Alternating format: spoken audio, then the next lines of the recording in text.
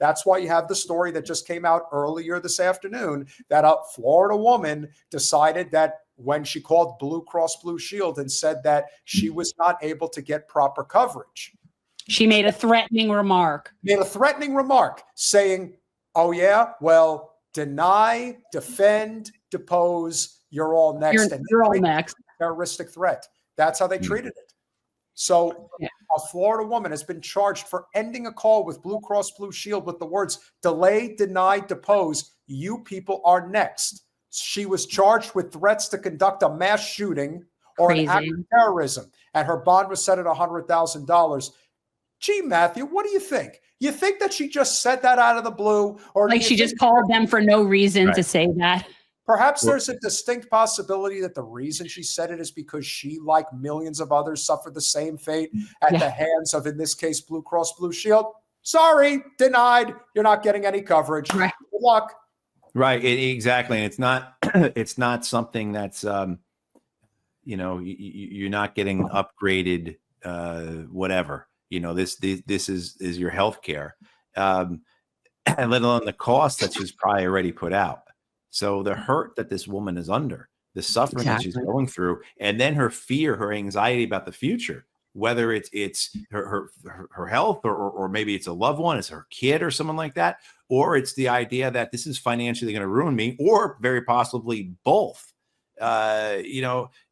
We have to remember too that this is not new, though. We've seen this before.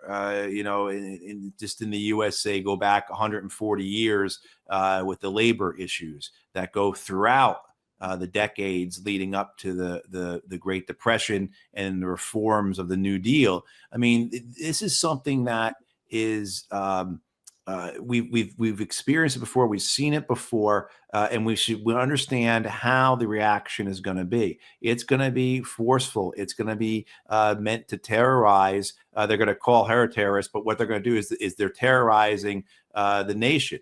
So they're going to make it so that if you say anything on Facebook, if you say anything on Instagram, if God forbid you actually say anything that can be recorded, it will be utilized against you. So they're going to try and suppress, right? They're going to try and quiet people, not just censor, but they're going to try and strike fear in everybody. And then, of course, they're going to make examples out of people. And we should expect this to be a long struggle. You look back at the unrest in the 1880s, when robber barons, industrialists were being murdered in their homes, because the labor movement was representing that suffering of the working people in this country, and those actions were taken. Well, it took decades for that to turn into, again, the New Deal reforms that kind of capped that struggle. I think we have to keep that in mind, that if nothing happens next week or nothing happens in 6 weeks from now or 6 months from now or even 6 years from now, it doesn't mean that the struggle's over. It doesn't mean that there's a winner in this, that Mangione was sent to prison, never be heard from again, and that was the end of it. We have to look at it in a big context, the continuous line of history, the continuous struggle, and know that people are suffering, because the reality is that regardless of what Luigi Mangione did, we all know people, and many of the people who are watching this right now, who are going to check their bank account before they call their doctor.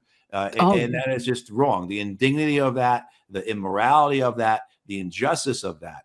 But also, too, there's this is what bothers me a lot as well, is why aren't we smarter than this? How is this a good system? How is this a system that is going to, in any way, shape, or form, benefit the country? The idea that we don't have a healthy workforce is just ridiculously stupid. The idea that we are putting this type of debt upon people. When I was just in Ireland and talking to family and others about this, because this is a big story, and I tell you, how much it costs. My friend was telling how much it costs for healthcare in the U.S. You tell him all these facts and everything. I told him about one friend he's got a wife, 2 kids. He's got one of his employees on his healthcare program. They live in Ohio. Last year, 2 years ago, it was $28,000, right? Plus whatever the deductible was, plus whatever the out-of-pocket stuff was, right? $28,000 for 5 people. I mean, and that's normal. that's about what we're looking at here, right? Where I think it's about $500 a month per person, roughly, is what we have in the U.S. Every state's different, of course. But you tell people in Europe about this, and they just can't believe it. They don't know why we haven't broken out the torches and pitchforks already. Not only that, I'm glad they're seeing it, because I have heard that this whole privatization profit system is making its little wily way over there too. Yeah. And that is one of those things that it's like they cannot in any way, shape, or form give an inch.